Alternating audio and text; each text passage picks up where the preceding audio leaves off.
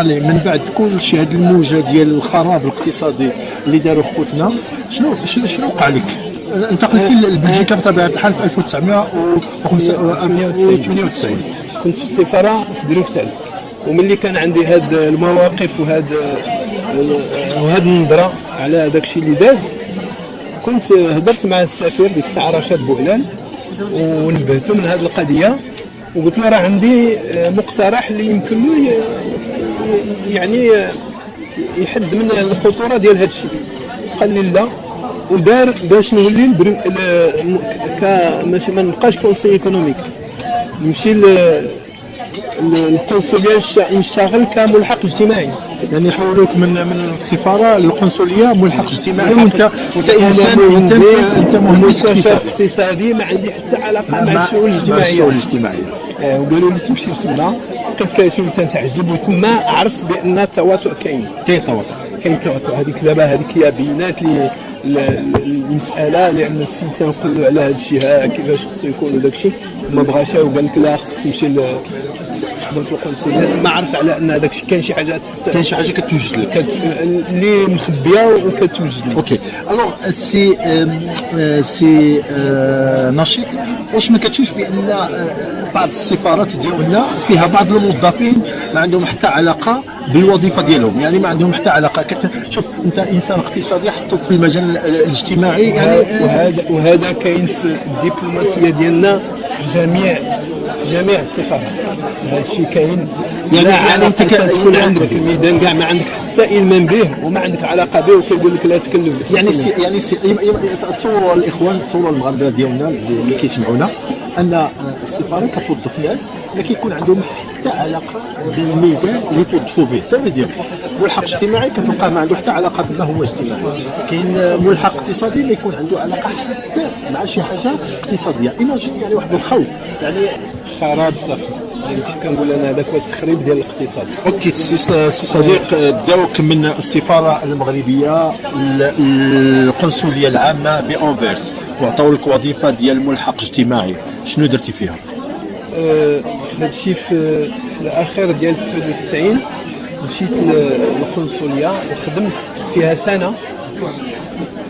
في 2000 كامله، وفي الاول ديال 2001 اكتشفت واحد العمليه خطيره في القنصليه في أنفيرس، وهي ان المغاربه اللي في هذيك الناحيه ديال فلندر اجتمعوا بعض منهم وجاو لعندي للمكتب وخبروني، قالوا لي السي نشيط راه القنصل مختار بابانا راه امرهم مختار بابانا القنصل العام ديال أنفيرس 1999 و2001 هو جا في 2000، ولكن هذا الشيء اللي كنقول لك طرا في 2001. بابانا سميتو بابانا، مختار بابانا. اوكي. هاد المغاربه جاو لعندي للمكتب وقالوا لي السي نشيط راه مختار بابانا امرهم باش يجمعوا 50,000 اورو من عند المغاربه تما في الناحيه. كيفاش؟ ما فهمتش، عاود. قالوا لي ان القنصل قال لهم يجمعوا له 50,000 اورو، يعني 50 مليون المغرب. شنو يدير بها؟ وهذاك الشيء اللي قلت انا للمغاربه، قلت لهم انا علاش غادي يجمع القنصل 50,000 اورو؟ قالوا لي راه المغرب راه دابا فاش تنهضروا معاك راه في المغرب، وراه مشى للوزاره وطلب منهم باش يكون سفير، وان المسؤولين في الوزاره قالوا له جيب 50 مليون ونديروك في اللائحه ديال اللي غادي يتعرض على جلاله الملك. وقلت لهم انا علاش بغيتوني في هذه القضيه هذه؟ قالوا لي بغينا الاذن ديالك كملحق اجتماعي. قلت لهم انا ما تجمعوش. الاخوان واش كتسمعوا شنو كيتقال؟ قال لك سيدي مختار بابانا اقترح عليه باش يكون سفير، ولكن خبروه بعض الناس خدامين في الوزارات الخارجيه قالوا له بغيتي تولي سفير، اوكي جيب لنا 50,000 اورو ونرجعوك سفير. 50,000 اورو باش ترجع سفير. يعني اي واحد عنده 100,000 ولا 200,000 يقدروا يرجعوه وزير غدا ولا يرجعوه شي حاجه سو بروبليم. راه كل شيء ممكن. دابا هذه القضيه هذه راه كتعرف شنو كيروج في المغرب. خوتي غادي نعاود، الله يخليكم سمعوني مزيان. كيتقال بانه في 1900 فقاش استاذي 2001 2001 بطبيعه الحال 2001 كان بدات العمليه الاورو كالدوله. الدولي في 2001. 2001 اقترح على مختار بابانا انه كان قنصل العام بانفيرس، بغاو يرجعوه سفير وقالوا له جيب 50,000 اورو، وطلبوا من السي صادقي انه يعطي الاوكي ديالو باش يجمعوا على المواطنين المهاجرين بانفيرس، يجمعوا عليهم 50,000 اورو. نوضح لك، مختار بابانا كان في المغرب، مشى للوزاره باش يختار عليهم يعينوه سفير. يعني دابا الموظفين هما اللي كيقترحوا. مشى هو يعني المسؤول اللي هضر معاه، قال له جيب 50 مليون ديال المغرب، يعني 50,000 اورو، واجي ندير لك في اللائحه. نديرو في اللائحه. نديرو في اللائحه باش يولي سفير. يعني واش غادي يقدموا يعني نديرو سفير او نديرو في اللائحه؟ لا، يديروا في اللائحه اللي غتعرض للجلاله الملكيه، وطبيعه الحال غيكون الموافق. صافي عطى الفلوس غادي يقولوا له راه هذا هو السؤال ديالي نشيد، واش جمع هذيك 50,000؟ جمع الطرف منها، لحقاش انا حبستهم اللي كانوا كيجمعوا، حبستها. اسمع نكمل لك. ملي ضرب التليفون هو ملي يطلبوا له 50 مليون، ضرب هو التليفون ذاك يعني المساعد ديالي في الشؤون الاجتماعيه، سميتو رمضان بودلاحه. رمضان بودلاحه عيط له وقال له هذاك الصديق ديالو تيخرج هو وياه الى اخره، هو الكونسو، عيط له قال له شوف مع المغاربه ودور عليهم وجمع لي 50 مليون وجيبها لي للمغرب. قال له ديالاش؟ قال له راه طلبوا لي 50 مليون باش يديروني في اللائحه. ناض هذا رمضان بودلاحه اتصل بالمغاربه وبدا يقول لهم شنو كان وبداو تيجمعوا. ملي بداو تيجمعوا طرف من دوك المغاربه جاو لعندي قالوا لي السي ناشط شنو كاين، راه سميتو القنصو راه طلب من رمضان بودلاحه باش يجمع 50 مليون. قلت لهم انا علاش 50 مليون؟ قالوا لي ودي راه بغا يولي سفير في الوزاره طلبوا له 50 مليون. قلت لهم انا علاش جيتوا عندي؟ قالوا لي بغينا الاذن ديالكم لان كان سامو الحق الجماعه. قلت لهم انا ما تجمعوش. عرفت ملي هما سمعوا مني ما تجمعوش ردوا الخبر على هذا رمضان بودلاحه، ضرب القنصل قالها الوزاره داروا لي مشاكل كبيره. مثلا شنو هما المشاكل اللي داروا؟ دخلوك للبلاد؟ اولا حبسوا عليا لي سالير ديالي ودخلوني قبل المده اللي انا معين فيها ديال 4 سنين، حتى خصني ندخل حتى 2002. دخلتي في 2001؟ دخلوني في 2001 وحبسوا عليا لي سالير ديالي، الرواتب الشهريه ديالي، وشدوا لي الملف ديال التقاعد 12 عام من 2001 حتى 2013، حتى جات الحكومه ديال السي بن كيران عاد صيفطوا الملف هذا باش يعاقبوني. علاش اولا كنكتب الكتاب، وعلاش اولا عطيت تقرير ما قلتها لكش. عطيت لا اولا شنو الكتاب اللي كتبتيه؟ شنو هو الكتاب؟ كتبت كتاب حول تبادل الحور والاخطاء اللي دارت والانعكاسات ديالها على المغرب والى اخره. وعندك انا سميتو الاسم ديالو Le Maroc face à une crise économique et sociale annoncée. المغرب في مواجهة أزمة اقتصادية واجتماعية معلنة.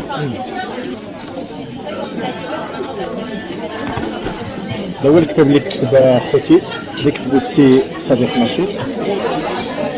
شنو هو الاسم ديالو الصديق؟ Le Maroc face à une crise économique et sociale annoncée.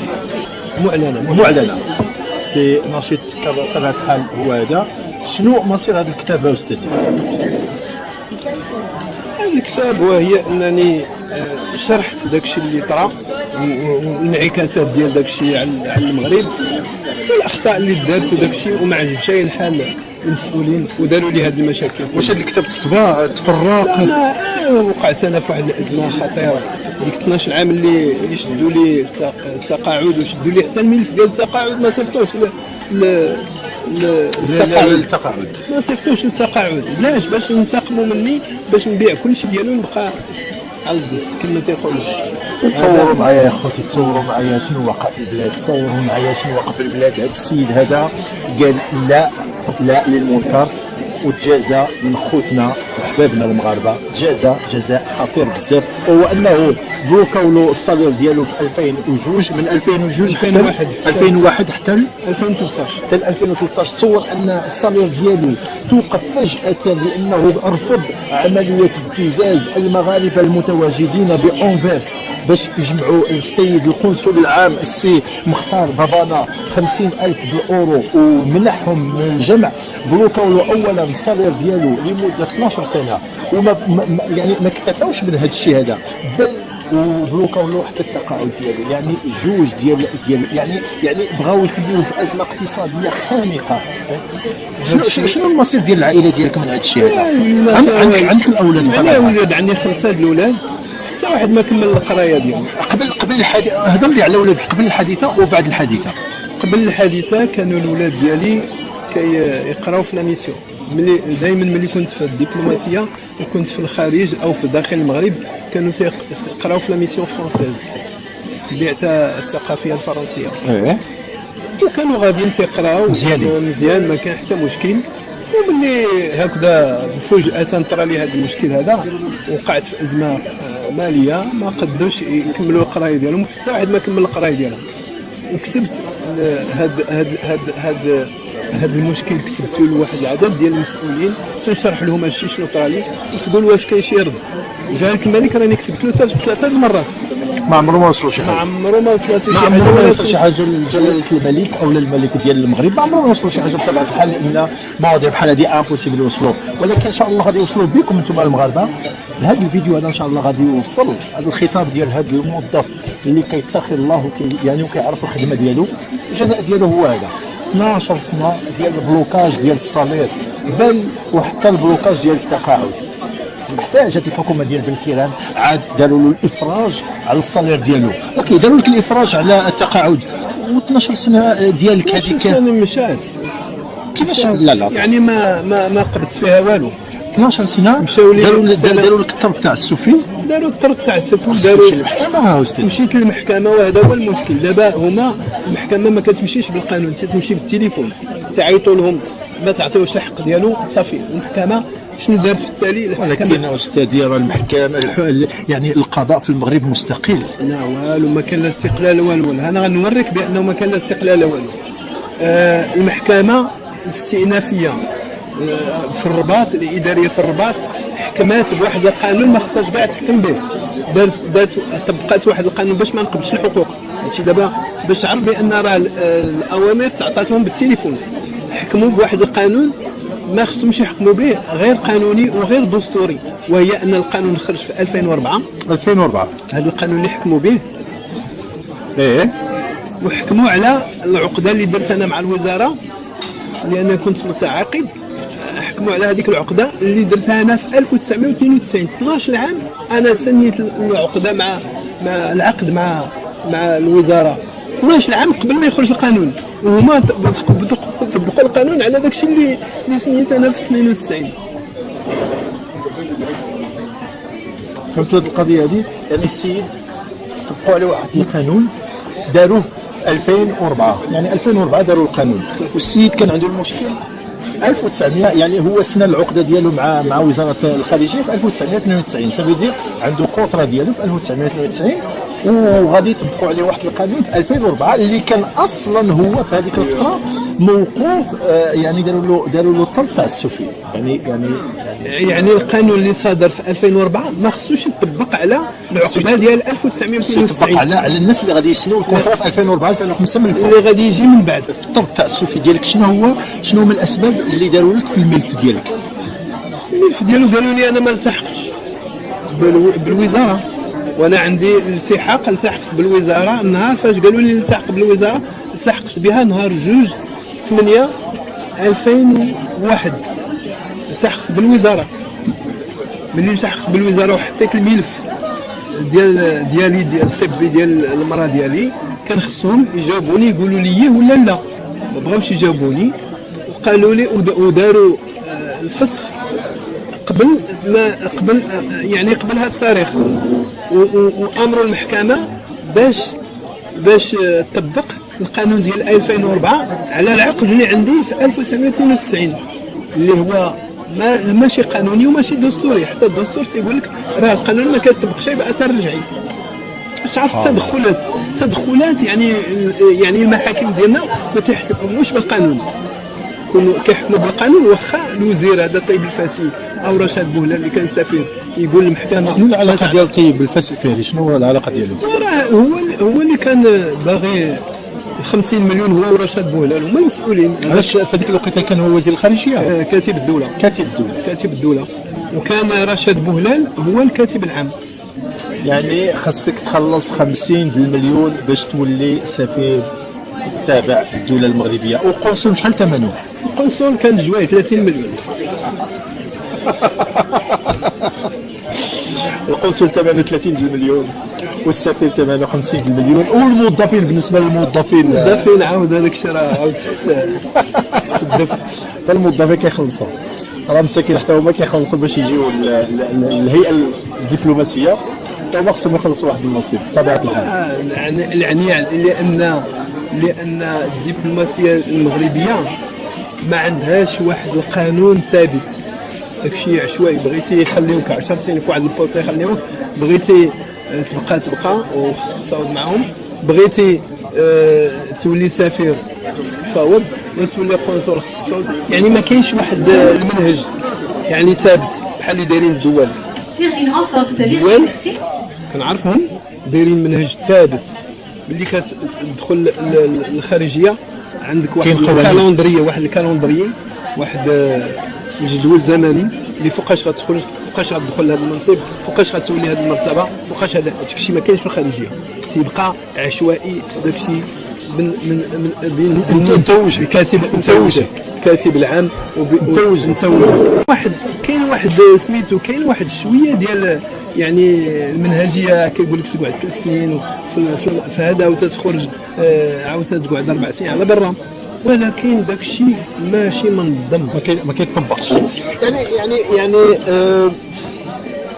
والله لا مشى لي السؤال للاسف الشديد. يعني دابا السفير او يعني السفير كيحكم على الموظفين يدير فيهم ما بغى، والخارجيه كدير في السفراء والقناصل اللي ما بغات بدون شي قانون مفصل عليهم. سي نشيط من بعد كلشي هذه المشاكل هادو وهذا الصداع وهذا يعني انك وقفتي ضد الفساد وضد الفساد والخيانه الوطن وخيانه ديال الاقتصاد المغربي اللي وصلوا للانهيار. ومن بعد بلوكاوك لمده 12 سنه وبلوكاو لك الصالير ديالك وكلشي هذا الشيء. دابا راك في بلجيكا المحكمه قلت لك حكمات بقانون ما خصهاش تحكم والمحكمه في هذا التواطؤ، لان هذاك الشيء جاو التعليمات بالتليفون ما تعطيوش الحق ديالو. الو كلشي هذا الشيء هذا انت دابا انسان يعني كطالب بالحق ديالك. طلب شنو هي الخطوات ديالك السي صديق؟ انا الخطوات ديالي وهي راني كتبت لجلاله الملك. اولا كتبت ملي كنت في المغرب في شهر مارس، كتبت للسيد ريجيتو، كتبت للسيده رئيسه المجلس الوطني لحقوق الانسان، كتبت لوزاره الخارجيه ديال السيد الوزير، وكتبت للكاتبه الدوله في الشؤون الخارجيه. باربعه هذوك كلشي كتبت لهم حتى واحد ما جاوبك؟ ما كاينش شي واحد اللي جاوبني. وكتبت لجلاله الملك في الاول ديال مارس 2019 برساله مضمونه من الرباط، وعاود صيفط هنا رساله عن طريق DHL صيفطها لجلاله الملك باش تنوضع له هذه المسائل كلها وشنو طرا ليه، وتنوضع له حتى شنو قدمت للبلاد في الملف ديال الصحراء. وهذا راه حتى شي مغربي ما عمر ما تمكن باش يقدم للمغرب هذا الشيء اللي قدمت انا مع ترامب، مع دونالد ترامب. قدمت لدونالد ترامب واحد العدد من المعطيات اللي جعلته ينجح، وشرحت له المشكل ديال الصحراء والوحده الوطنيه، وفعلا بدا يعاون المغرب في الملف ديال الصحراء. وحتى واحد ما عارف علاش دونالد ترامب تيعاون المغرب في الملف الصحراء. السبب ديالي انا اللي عطيته المعطيات باش ينجح، عطيته المعطيات الحاسمه اللي جعلت في الاسبوع الاخير ديال انتخابات الولايات المتحده في 2016 في نوفمبر 2016 تقلبات انتخابات للصالح ديال دونالد ترامب. وحتى واحد ما عارف علاش، لا كيفاش نجح دونالد ترامب ولا كيفاش يساعد المغرب في الصحراء، رغم انه عنده يعني عتاب على المغرب اللي كان تيعاون هيلاري كلينتون. اوكي، غنخليو القضيه ديال ترامب الحلقه الجايه. دابا مشيتي للقضاء المغربي وما عطاك والو. يعني القضاء المغربي كما قلت يعني كيحكم بالتليفون، يتصل بك مسؤول سد الملف سالينا. اوكي ماشي مشكل. بعد هادشي كامل السي نشيط شنو ناوي دير؟ واش غادي تلتجئ للقاعده الجماهيريه والشعب عن طريق وسائل التواصل الاجتماعي، ولا غادي دير خطوات اخرى؟ انا غادي ندير هذا الشيء ديال التواصل الاجتماعي باش المغاربه يعرفوا ويفهموا يفهموا الفساد اللي كاين والخيانه اللي كاينه وشنو درت انا للبلاد. رغم هذاك الشيء وضحت قلت لك درجته ورئيسة المجلس الوطني لحقوق الانسان وزير الخارجيه والكاتب الدوله وجلاله الملك وصفت لهم وقلت لهم ها شنو طرالي واشنو درت للبلاد السبب ديالي وعطيتهم الوثائق ديالي مع ترامب وداك الشيء وقلت لهم ها الرسائل اللي كنت ارسلوها شنو دار ها علاش نجح وها كيفاش يعاون المغرب. ورغم هذاك الشيء كل شيء ساكت حتى واحد ما رد عليا حتى واحد ما جاوب. هذه دابا انا في هذه الوضعيه اللي كتبت لجميع المسؤولين وما قبلت الحق ديالي غادي ننشر هذا الشيء هذا وغادي نطلب من لي ريزو سوسيو باش يدعموني ونشروا هذا الشيء وندوا به وغادي نلتجئ للمحاكم والحقوقيين. الى اين محاكم؟ المحاكم هنايا في الدوليه هنايا في بلجيكا في هولندا في ستراسبور في كل بلاصه ولا الجمعيات الحقوقيه العالميه وغادي نشروا هذا الشيء غادي ينشر في العالم وغادي تكون اهانه للمغرب. لحقاش هذا المغرب اللي فيه اوتور بحالي انا اللي تيبغيو المصلحه وتيدافعوا على البلاد وهذا تيطروا لهم هذا الشيء هذه ما بقاش بلاد ديال الحق القانون. يعني هذا الشيء غادي يخليك انك ما غاديش غادي يكون عندك مشكل في المغرب من غادي تبغي تدخل ولا يكون عندي مشكل في المغرب انا عارف. لا ما عرفناش واش غادي يكون عندك مشكل ولا لان كيقولوا بان المغرب بلد ديمقراطي بلد الحريات بلد ديمقراطي. واش الى دعينا بعض الاشخاص اللي تابعين للنظام واش غادي يكون عندنا مشكل ولا واش ابدا اول واش عندنا الحق اننا نهضروا على هاد الناس ولا ما عندناش مع انهم بشر بحالنا يعني ماشي ما زايدينش علينا بشي حاجه غير ان عندهم السلطه. واش هاد الناس هادو الا دعيناهم او لو وقفنا ضدهم غادي يكون عندنا مشكل في المغرب؟ شنو هو التصور ديالك؟ انا تنظن الا دعيتهم هنايا وصرحت بداك الشيء كامل غادي يكون عندي مشكل في المغرب لان انا ما يمكنليش نسمح في الحق ديالي وما يمكنش نقبل داك التشريد اللي تشردات العائله ديالي الولاد ديالي حتى واحد ما كمل القرايه ديالو كاين اللي باغي يولي طبيب كاين اللي باغي يولي مهندس وصدق تيضرب الزنقه ما عنده والو. وحتى بعض الصحافه هنا في بلجيكا بعد يعني المحطه التلفزيونيه كانوا يهضروا على دي بتي دبلومات راهم تيدوروا في الشوارع ديال بروكسل هنا في هذا هضروا عليه كانوا الولاد ديالي وصلوا لواحد الدرجه هنايا راه ما تصورش راه الا مشيت تنعاود هذا الشيء كله وتنفسروا شنو كان راه المغرب ما يبقى عنده حتى قيمه. شنو هو الهدف ديالك بانك تدعي يعني واش غير لان باغي ترجع حقك او لا باغي يعني تبين الصوره ديالك يعني امام اولادك بانك كنت ضحيه ديال الفساد في المغرب؟ شنو هو الهدف الاول عندك؟ واش لان باغي ترجع الحقوق ديالك ديال 12 سنه اللي وبلوكاو لك الصالير ديالك او لا باغي تقول لولادك بانك ماشي انت هو السبب في ضياع المستقبل ديالهم بل واحد المجموعه ديال الناس؟ انا بالاساس باغي الحقوق ديالي هي علاش ندافع وما باغيش نهين المغرب. داكشي اللي كيروج في المغرب ما باغيش يعني ندب به ونوضحوا داكشي هذا كله. انا ماشي هذا الهدف ديالي. الهدف ديالي وباغي الحقوق ديال الاولاد ديالي اللي ضاعوا. وانا راني وضحت لجلاله الملك في الرساله ديالي اللي صيفط نهار 15 مارس 2019 من بلجيكا وصيفطها عن طريق DHL وتوصل بها القصر الملكي نهار 18 في مارس وما كاين لا رد فعل ولا جواب ولا والو. هذه انا تتحطمني يعني كتجعلني نكون في واحد الوضعيه ما قابلش هذا الوضع هذا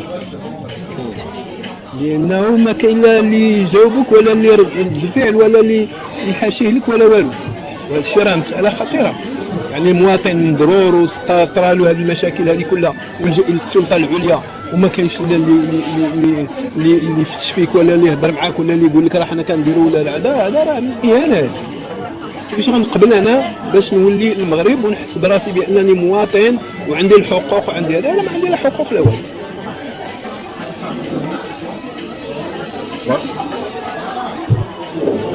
وملي كنقعد مع الولاد ديالي وتنشوف الوضعيه ديالهم صافي ما تنبقاش نعترف على انني انا مغربي. كتحس بانك ذنبتي في حقهم؟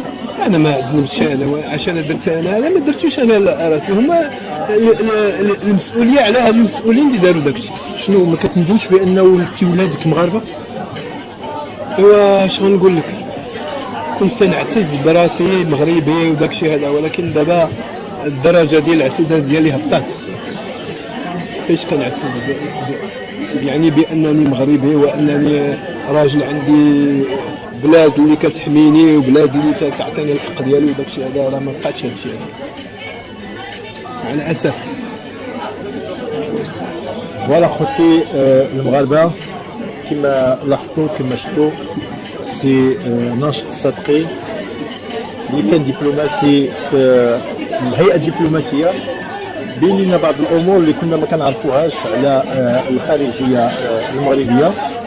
ما كناش كنعرفوا بان الوظائف كتباع، ما كناش كنعرفوا بان كاين ناس هما اللي خربوا الاقتصاد ديال البلاد بدايه من 1995 حتى اليوم. يعني دابا انت كتقول حاليا الاقتصاد ديالنا راه مهلوك حاليا. معلوم مهلوك الاقتصاد.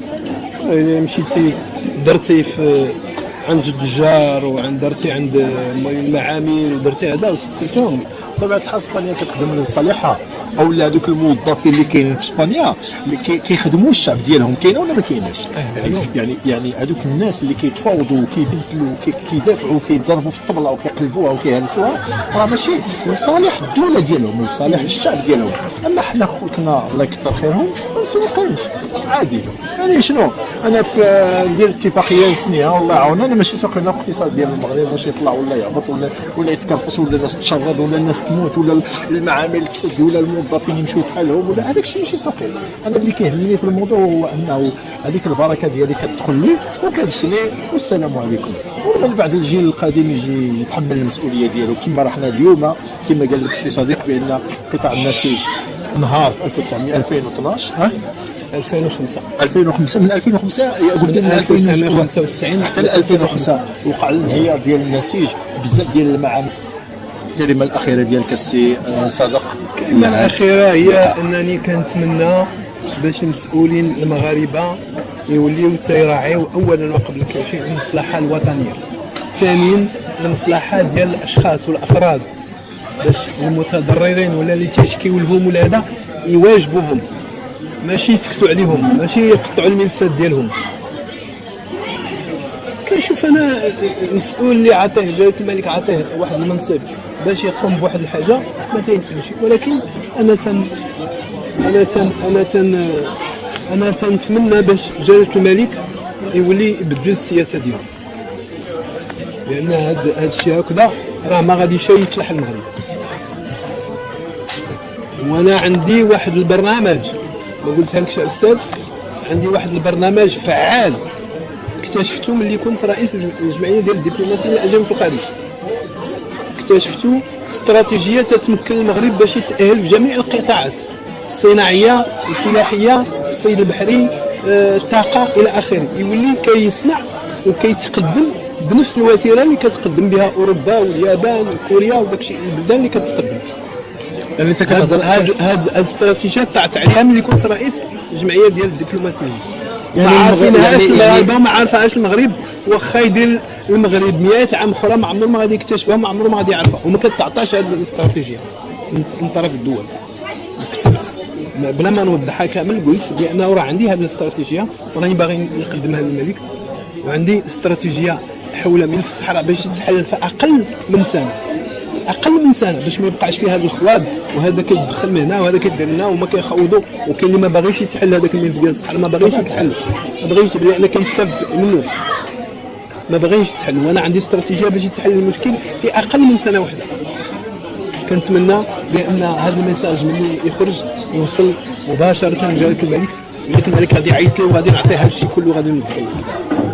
ايماجين ان كاين ناس بحال هذا الشخص هذا كاينين، ولكن كيتغبروا ما كيبانوش، ما خصهمش يبانوا، لان كاين ناس كتستافد مجموعه ديال الملفات بما فيها القضيه ديال الصحراء، القضيه ديال الايكونومي، يعني جميع القضايا كاينين ناس من موراها الا ما تحلاتش كاين ناس من موراها كتستافد شنو؟ كتستافد ماديا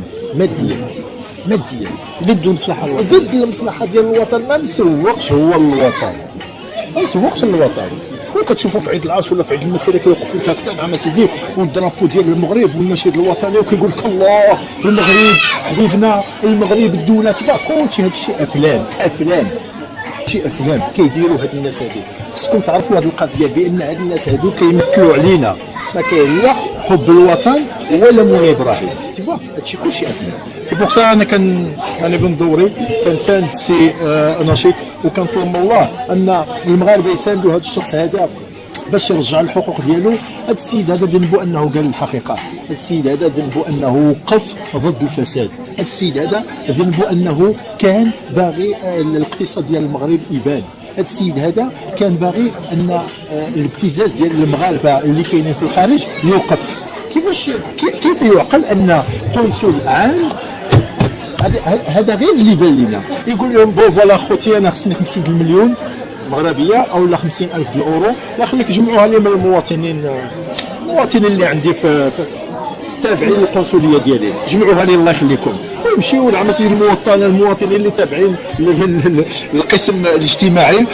الو فلان الله يخليك واحد 10,000 الاورو راه بغيناها. كاين اللي كيعطيو 10,000 الاورو السي نشيط، كاين اللي يعطيو 10,000 الاورو. انا سمعت كاين اللي عطاه، كاين في بلديه انفيرس، في المنطقه ديال انفيرس. المنطقه ديال انفيرس كاين اللي عطى لهاد مختار بنانا عطى له 10,000 الاورو باش يولي سفير. سمعت انا قالوها لي. كاين وذاك المبلغ اللي تجمع هذاك يعني المساعد ديالي في الشؤون الاجتماعيه جمعها وداها للقنصل المغرب. ما كانش كما 50 مليون ولكن دا له المبلغ لانه وقفت العمليه ودرت ما قلت لك شيء، درت تقرير وعطيته للمخابرات المغربيه. لا الكولونيل عبد اللطيف عاود التحقيق ديالو واستنطق بزاف ديال المغاربه قالوها لي، استنطقهم ولقى داك الشيء هو هذاك ودار التقرير ديالو.